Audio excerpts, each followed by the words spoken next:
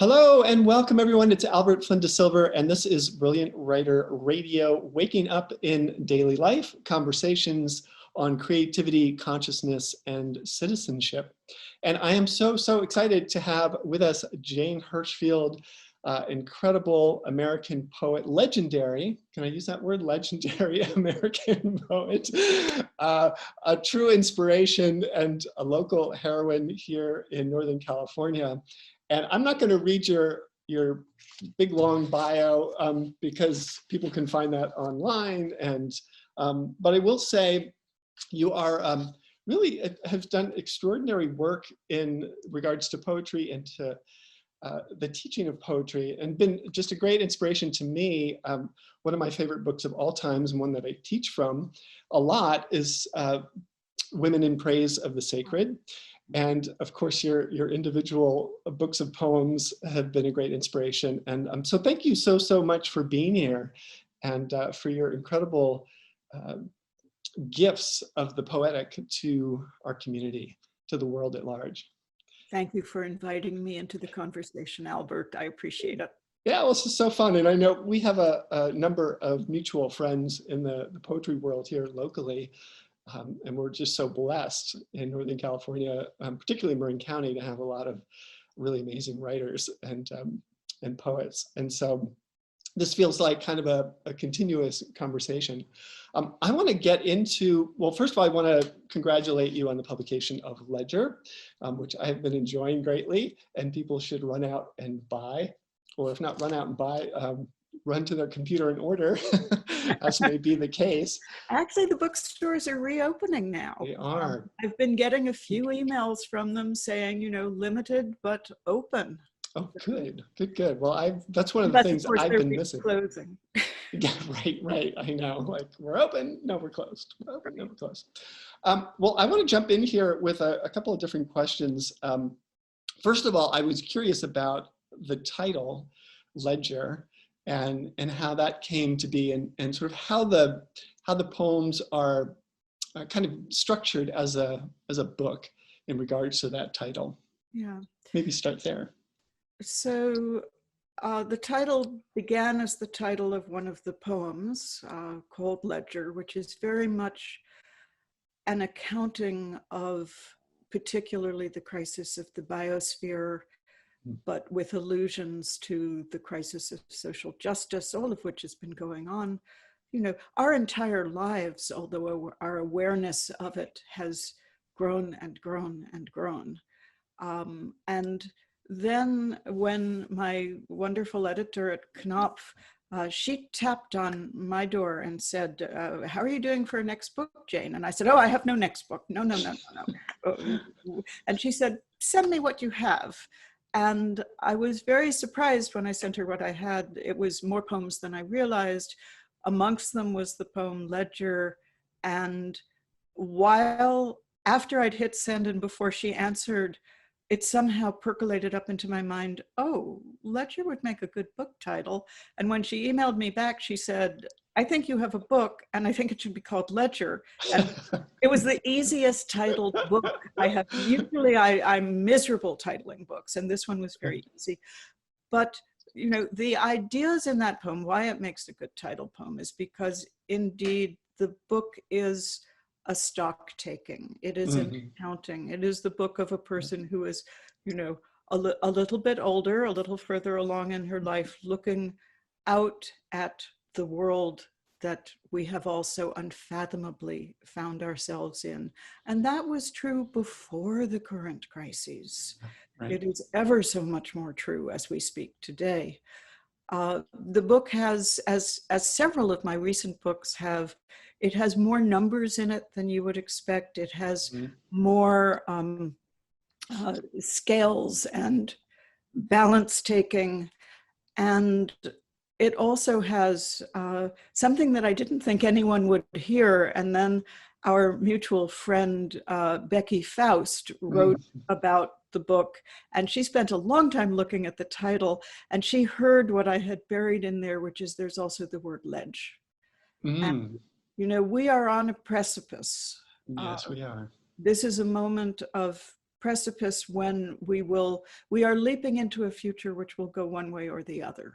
And so that also is part of the title. But mostly, I mean, you probably noticed the final poem in the book is called My Debt, and talks about entering my debt.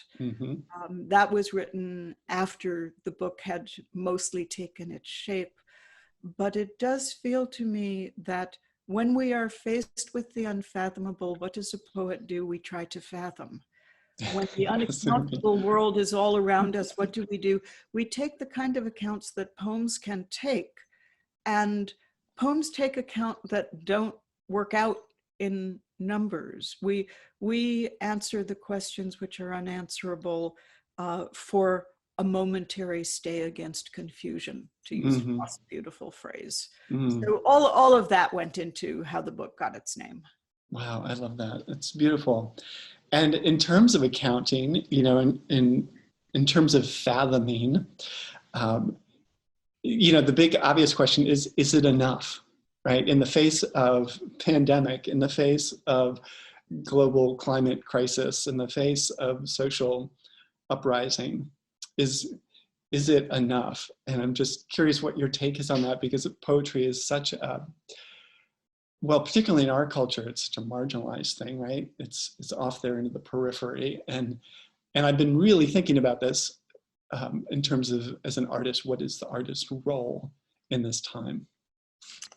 Well, you know, there in the first poem in the book, one of the stanzas says, "Let them not say we did nothing, we did not enough." And that is my fear. But I have, for the past, you know, especially since November 2016, I have, in addition to whatever poems I've made, I've taken one political action every single day. It might be beautiful. A futile action, it might be a silly looking action, it might be donating to people who are able to do what I can't do. More recently, it's very much taking part in the postcard campaigns to tell people how to register, tell them how to check whether they have been deregistered, encourage voting. Yes. So my feeling is, you know, of course, nothing I do will be enough, but to be one more decibel in the general clamor. Yes. That is my intention. And it is not up to me, it is up to all of us. I also love and take some friendship in the fellow traveling of Václav Havel's sentence, we don't do good because we think we will succeed. We do good because it is good to do that. You know, you can only try. And when I wrote that opening poem in the book, which was one of the very earliest ones to go into it, "Let Them Not Say," which has become a kind of anthem poem of activism in, as you say, the small peripheral way that poetry lives in our culture. That poem, writing that poem, braced my own intentions to do more. It is a poem that very much wants to make itself meaningless in the distant future. I would love to look back at that poem in 100 years and say, why was she so worried? It all out. So it is a poem attempting to make itself not a good poem, not a neat poem. Right. I love it. That's brilliant. So I have to confess, the other day I was teaching online, and I used one of my favorite lines from this book, which was a cabbage and mustard sandwich on marble bread as a prompt. And, you know, I just thought, okay, oh my God, that's just so brilliant and beautiful and sort of silly in a way. And why is it? How did it work out? It worked out great. People loved it. You know, there's all kinds of sandwiches. We had all kinds of recipes going. We had all kinds of metaphors for what a sandwich could be, and so forth. And I have a couple of questions around that. One is like, is this one of your favorite foods, literally, or is this more of a metaphor? Well, let's give the uninitiated outsiders a little context. That is a line in a poem called "I Wanted to Be Surprised." And the poem lists many surprising things. And one of them was this sandwich. So no, it's not a regular part of the rotation, although I have to say that during the pandemic, my sandwiches have indeed become more adventurous than they once were. But the poem was written while I was working at the artist colony MacDowell. Mm-hmm. And one of the things, I go to retreats at artist colonies fairly regularly and have my entire working life, because for me, having a month of undistracted work time, when the immense generosity of being given a place to stay, 3 meals a day, your sheets changed and your place vacuumed once a week. Oh, yes. Such generosity needs to be repaid, and I repay it by writing a new poem every day. At home, I can't. It doesn't come to me. My world is not able to be vulnerable enough for me to write every day. But during these month-long intensive times, I do. And so that poem emerged from various things that happened, the large spiders that were traveling about my room that I was capturing under a plastic cup and taking outside. Right. A man who swallowed a microphone in order to record his internal sounds. That was an actual composer there. The thing about artist colonies, both Yaddo and MacDowell, both of which I've been to many times, they sometimes give you very strange sandwiches. And several of my preceding books have strange sandwiches in them. There's a cottage cheese sandwich a couple of books back, which would never have crossed my mind. And I've realized during the pandemic, this is why they do it. They're making sandwiches day in, day out, day after day after day, and they become more inventive. Now, it turned out, as my fellow colonists explained to me when I mused about this amazingly delicious sandwich, what I got was the vegetarian version of a Reuben sandwich. But I loved when one of the other people who was there saw the poem when it was published. She mailed me a photograph of the sandwich. So she too had been very impressed with the marbled bread sandwich. Yeah. Oh my God, that's great.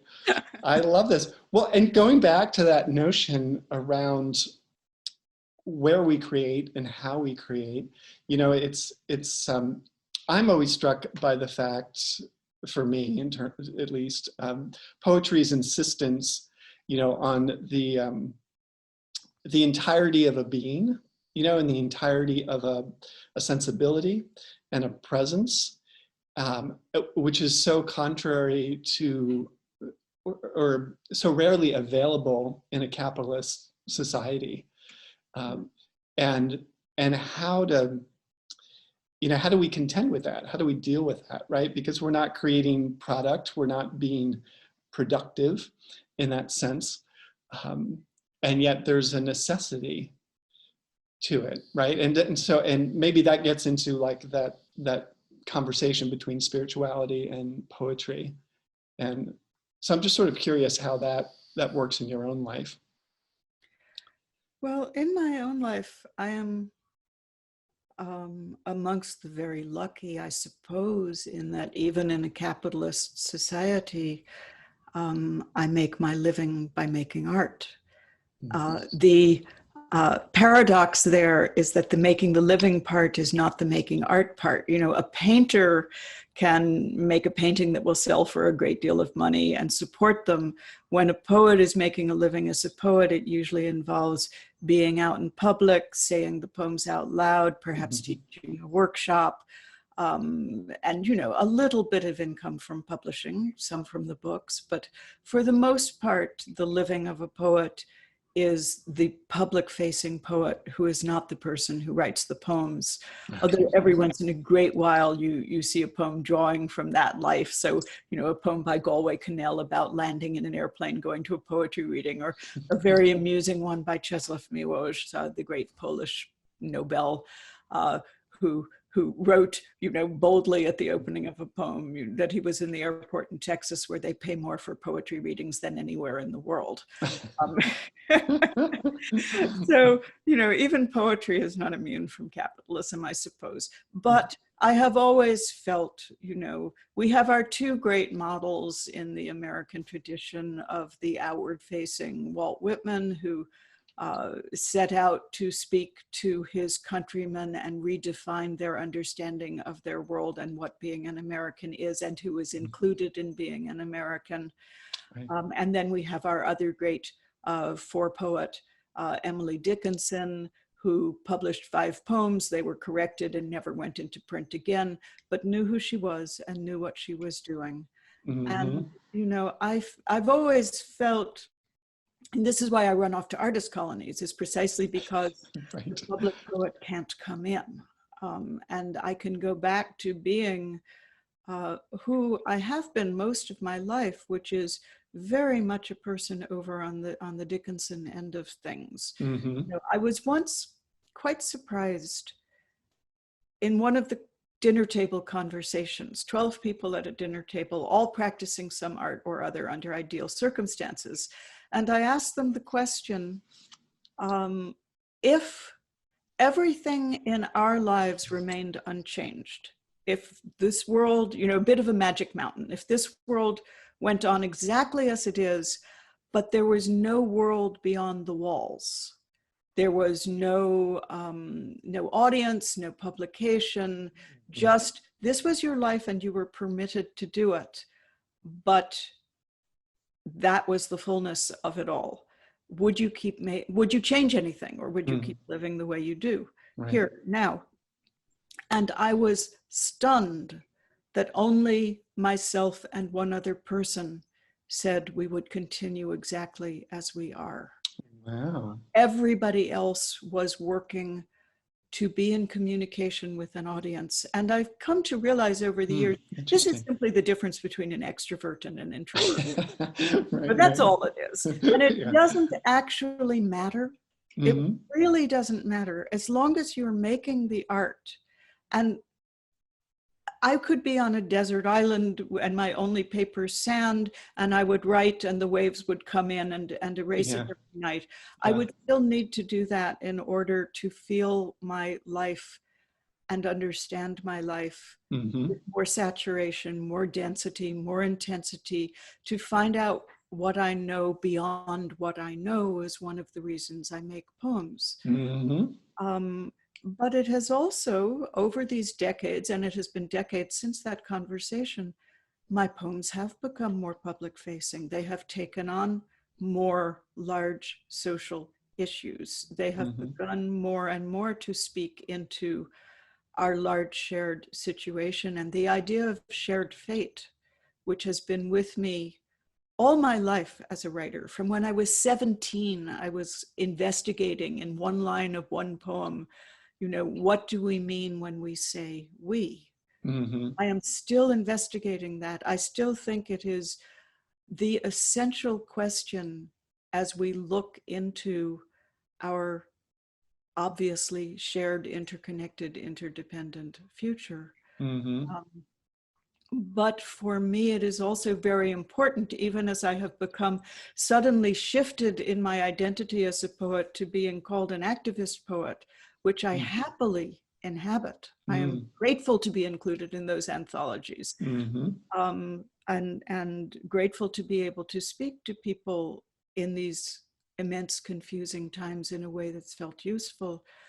But I also always try to slip into the conversation that, you know, what do we want social justice for? What do we want equality for? What do we want a world in which all beings are possible, are given the possibility of thriving for? We want it so they can make poems, so they can dance, so they can sing, so they can paint, so they can make poems.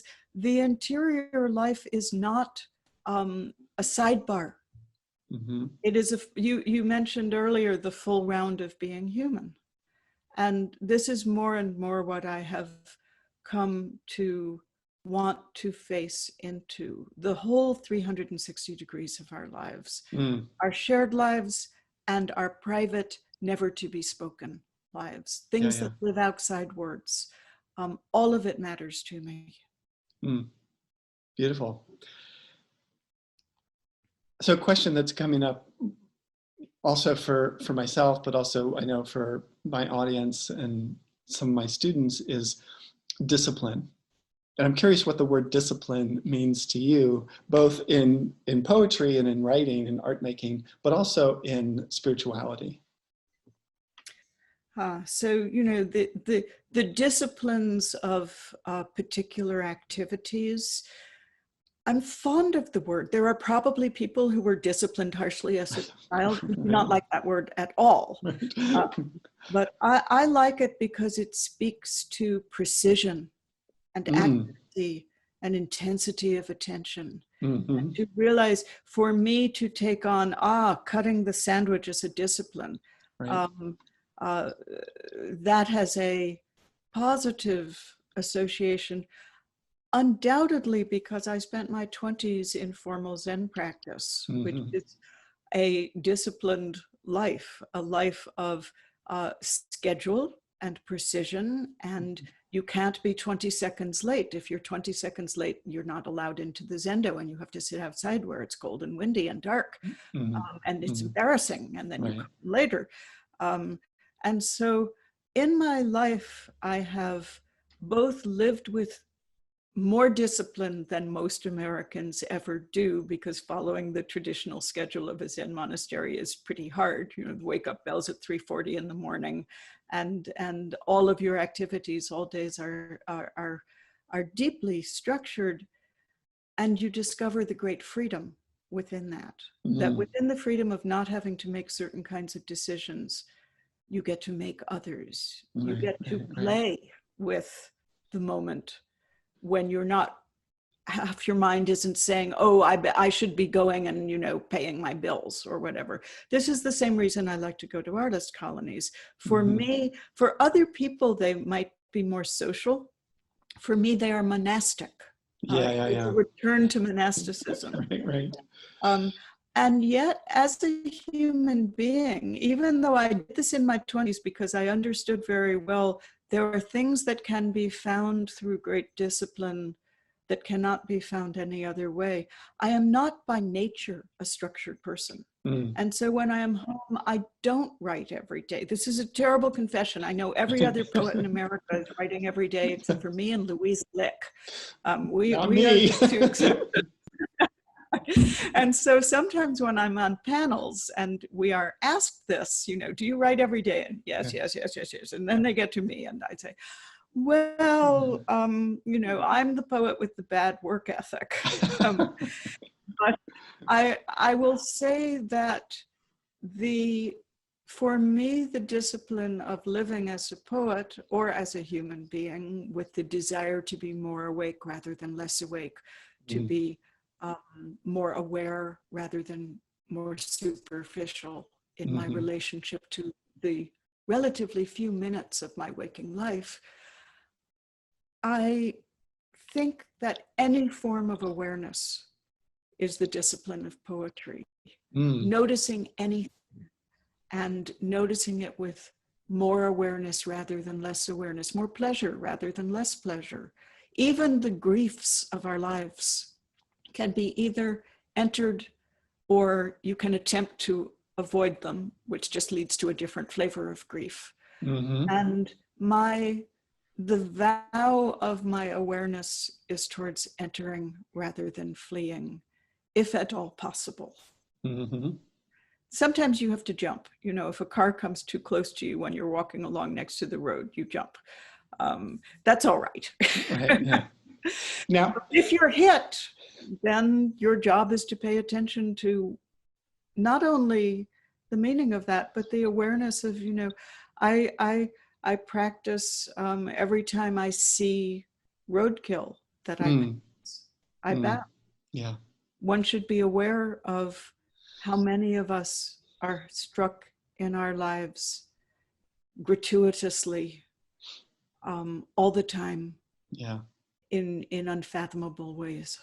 Right. And so is there an element of courage in discipline, or in this, what you say, any form of awareness is the discipline of poetry. And so is there courage needed in awareness. Very much. And I think for some reason, probably particular to me, the word that I use is fearlessness. Yeah. I'm not sure why fearlessness rather than courage for me, but yeah, I began life as puppies are born with certain dispositions we now know, and in the same litter, one puppy will be brave and one puppy will be timid and one will be the alpha and one will not. And I was born towards the timid side. And I think a lot of the work of my life has been to become a person less afraid of everything, and more willing to face what fears I'm able to face. I've given up trying to, be happy walking around on my roof. Not happy walking around on my roof. But that's not the fearlessness that matters the most. The fearlessness that matters the most is I have learned how to speak to strangers in public, which was terrifying to me when I was young. I have learned how to speak some forms of existence into my poems, which I felt I had no right to. The things that have frightened me might be surprising. Writing a poem of large voice has frightened me. One of the poems in Ledger frightened me because it is so very dark. It was terrifying to me that I could even have the thought that ends that poem. And yet it felt important to have the thought, because if you cannot imagine the worst catastrophe, you will not work as hard to avoid it. Yeah. Well, and there's a simplicity, or a perceived simplicity, to sitting still and breathing, right? Just being quiet. Like, that sounds pretty easy to do. and also, like, just to sort of pick up a pen, notebook, and scribble your ideas as a poem seems pretty simple, right? Do you think there's a correlation between courage and quality in poetry? I suppose I would answer yes to that. For, again, the kinds of courage required will be different for different people. For a person who is afraid of their own interior life, it takes great courage simply to ask themselves, what do I actually feel this moment? Now what do I feel? Now what do I feel? For other people, what will take courage is allowing any other human being to see that poem. And so for me, part of my courage as a poet is that I consider my wastebasket my best friend, because it allows me to write very badly. And if I have written very badly, I can get rid of the evidence. Yes. And so that makes me braver, because I understand I have the wastebasket. And if the wastebasket doesn't suffice, I have a wood stove. That's right. It can go in the wood stove and be lit on fire. That's right. That's right. But Yeah. I think, it takes anybody who is interested in poetry at all will have a certain a baseline interest in awareness. It just comes. If you aren't interested in awareness, this will not be what you are practicing in your life. It will not be what you are drawn to practice in your life. There are many other ways to express ourselves and to be full human beings living, fantastically well-felt and intense lives. Right. Art making is the one that requires a certain conversation between the interior and the exterior of your existence. That's beautiful. So I kind of want to switch gears a little bit and speak more immediately to the moment. And again, I'm going to correct myself. Have you speak more clearly to the moment? And may I be the catalyst for that. But so we live in Northern California, and particularly in a little bit of a monoculture, in a place of privilege. And, I've been having conversations with Black friends and friends with people of color. And a lot of what I've been hearing is that this is not, to fix racism in America, for example, is not their problem. It's a white problem, which is an interesting idea. And it's about like, we're not going to fix this for you, or like, don't come to us to figure out how to fix it. Don't ask us how we're doing. I heard this one friend on social media, African American, who said, "Don't ask us how we're doing. Just tell us you love us, and remind us that you're there for us," which I thought was very beautiful. Because that was an inclination, right? Like, call up all your Black friends and ask them how they're doing. Sort of, and the intention is there, right, to check in and to want to be compassionate. And so I'm just curious what your take has been in terms of how we work with these aspects of white fragility or white privilege in our personal lives, or through poetry and through spiritual practices and mindfulness or meditation. Is there this role that can help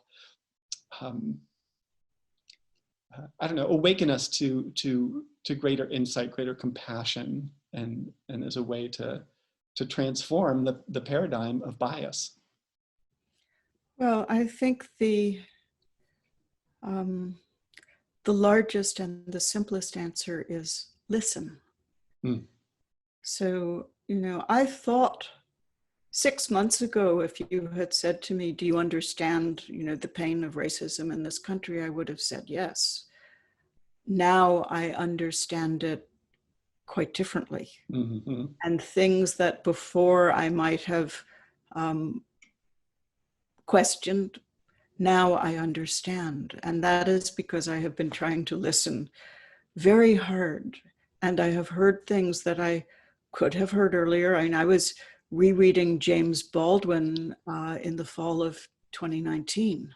Mm-hmm. And I still feel that James Baldwin is one of the greatest, most generous voices, both describing the pain of racism and bringing to that an extraordinary generosity towards white people. So for me, James Baldwin all my life has been absolutely central, and I keep going back to him. And I was going back to him before the current reason to, and I go back to him even more now. I've been watching some of the many things that are online where you can see him speaking. But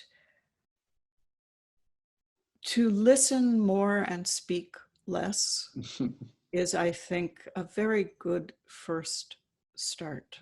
And, spiritual practice in relationship to these things, all spiritual practice that I am interested in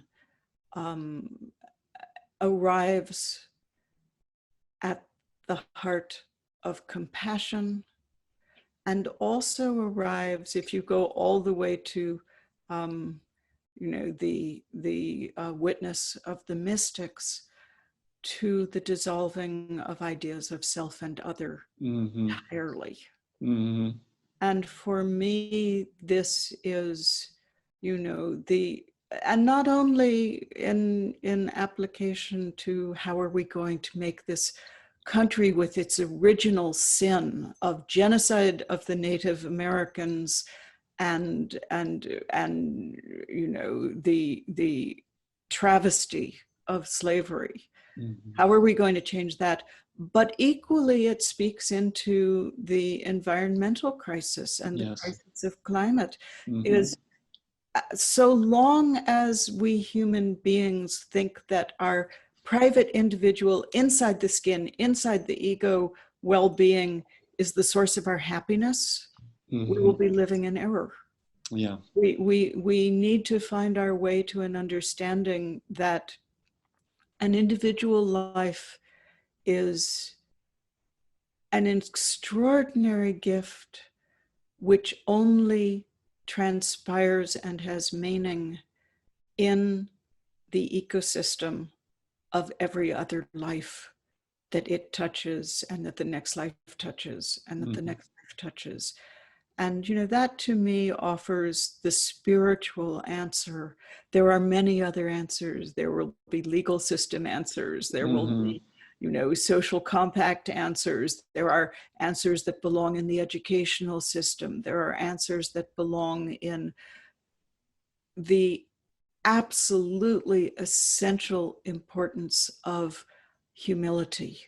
But mostly I listen, I feel, I try to take in, I question. When George Floyd died and we all watched that unwatchable video, 2 days later, a lot of me, I was already well aware, my job is to listen, not to speak. I'm not supposed to be having opinions. I'm not supposed to be writing op-eds. I am supposed to be taking this in and understanding the ramifications of it. Right. But 2 days later, I found that silence also felt untenable. And so I did something which I never would have been able to do before March, because I had never so much as taken a selfie of myself before March. But because Ledger came out on March 10th, I have been doing a great many events on Zoom, or have been asked to make a videotape of a poem or two and send them off to here and there. So I suddenly have a new skill set. And I simply took one of the poems in the book, which I had not until then been reading out loud, because it's a hard poem to say. I don't feel like I can say it in the voice that I hear it in. A poem called Spell to be Said Against Hatred. And I recorded it and I put it up on YouTube. I wasn't sending it to anyone. I wasn't saying, would you publish this? I just put it up. And, compared to a cat video, pretty small, but 900 people have watched it. And I don't know who they are, and I don't know how they found it. But that is my small, as I said earlier, the decibel added to the clamor was to put out a poem against hatred. With apologies and with respect, because I also understood not my role.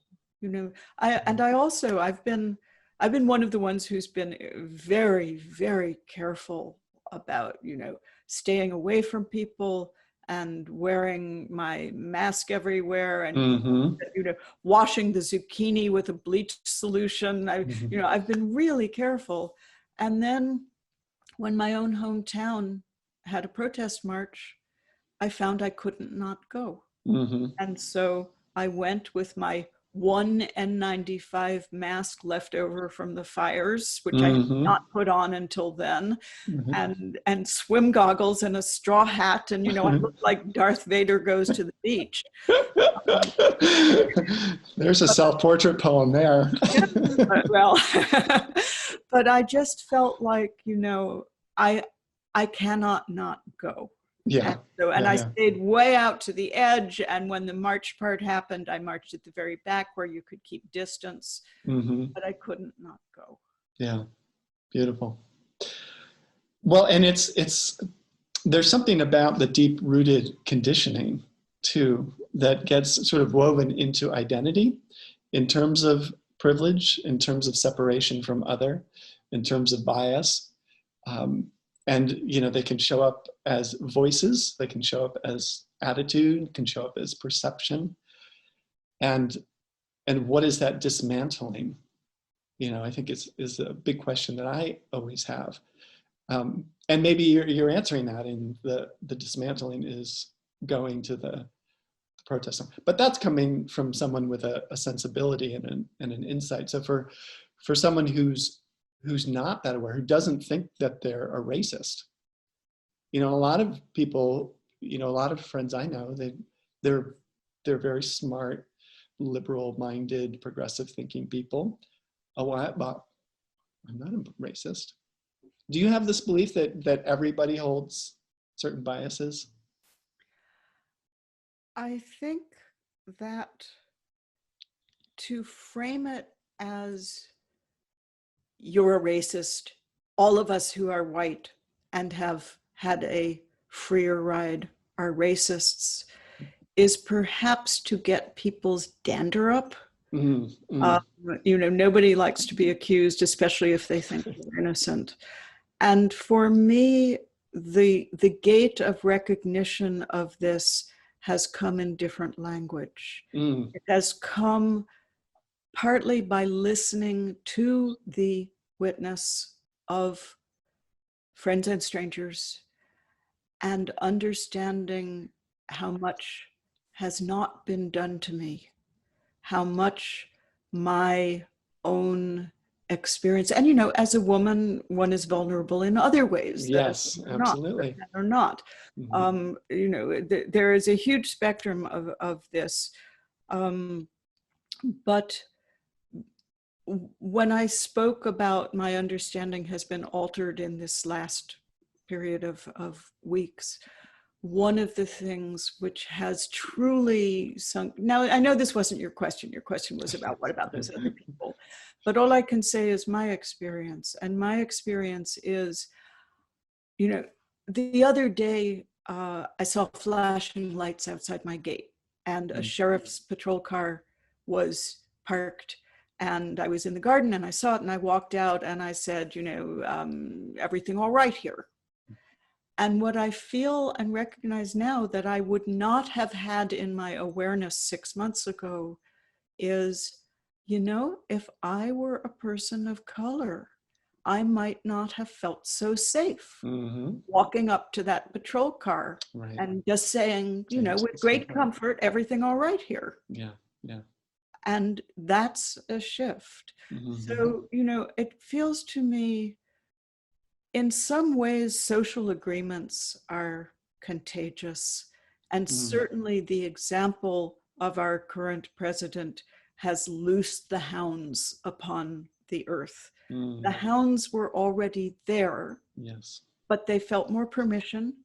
And the acting out of that aggressive hostility declaration of rights and supremacy and hatred and anger gives permission to other people to act out.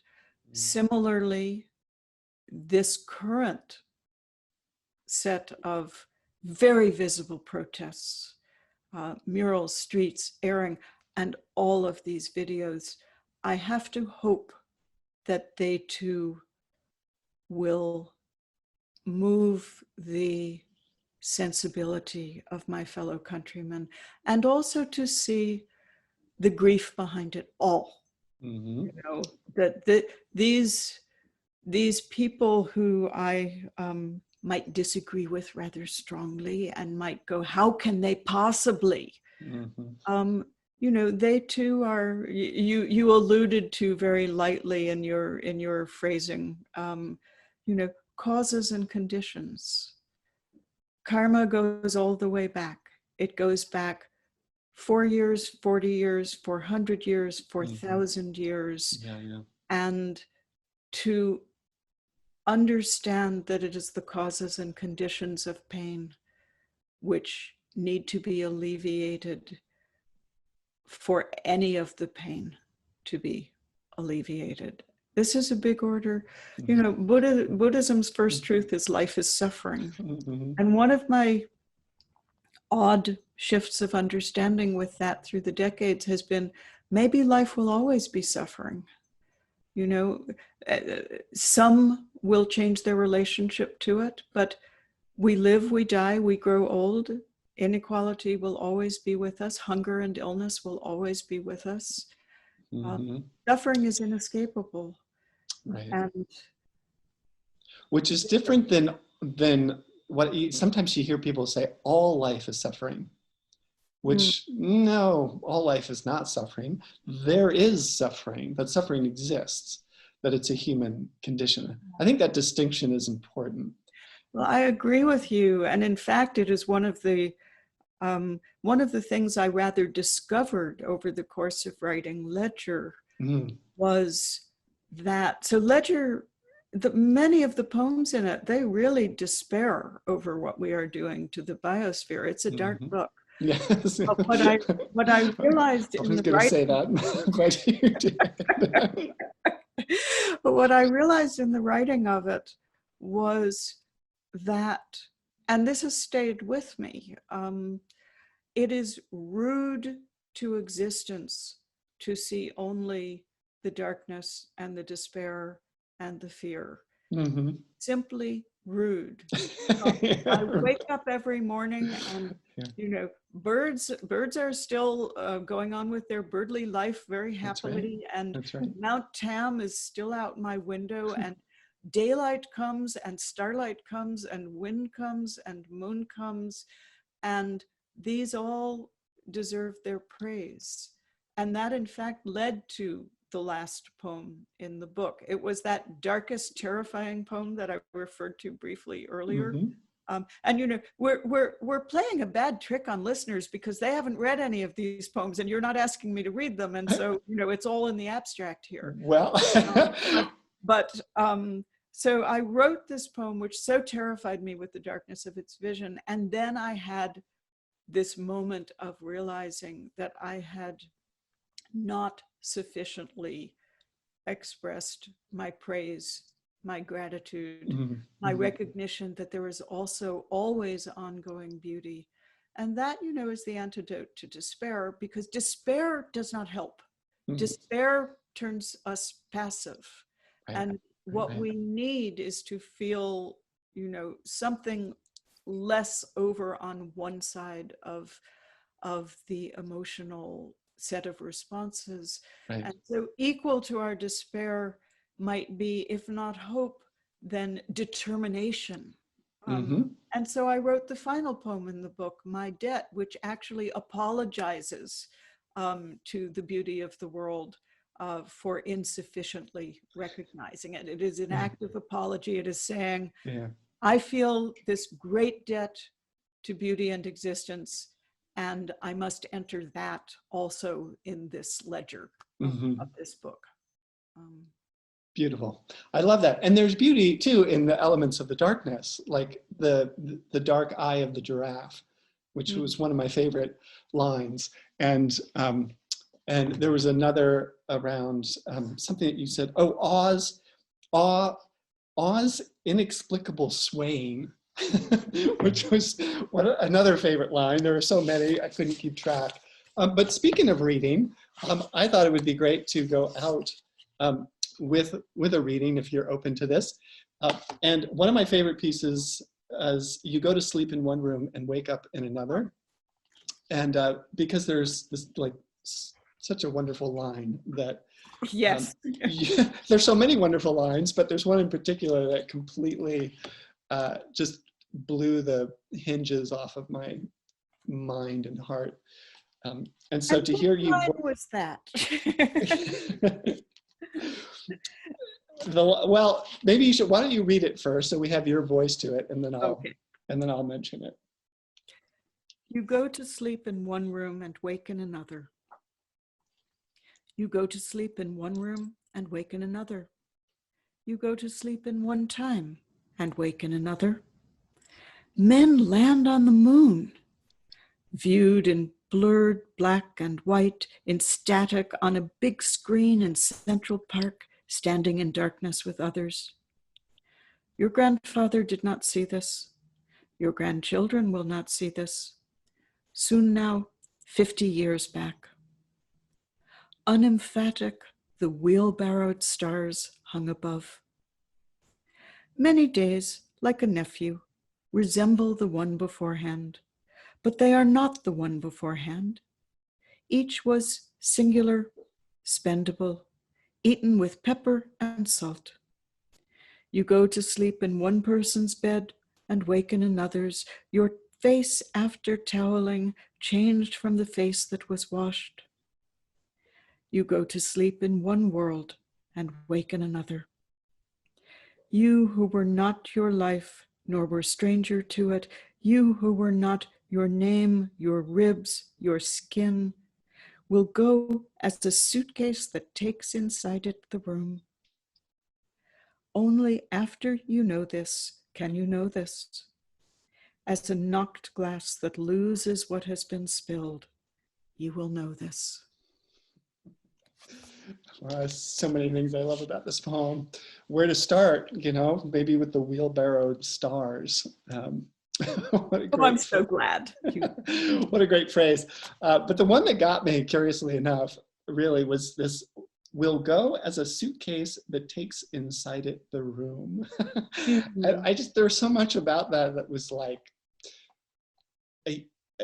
there was sort of travel, there was transcendence, there was beauty, there was adventure, all kind of woven in a phrasing that was so new and fresh. I mean, it's got all the elements of a normal sentence, but the way that, that the words line up kind of takes you into this whole other dimension of language, really. Which is what we want a poem to do. That's right. Well, I just want to thank you so much for doing that so beautifully and so elegantly.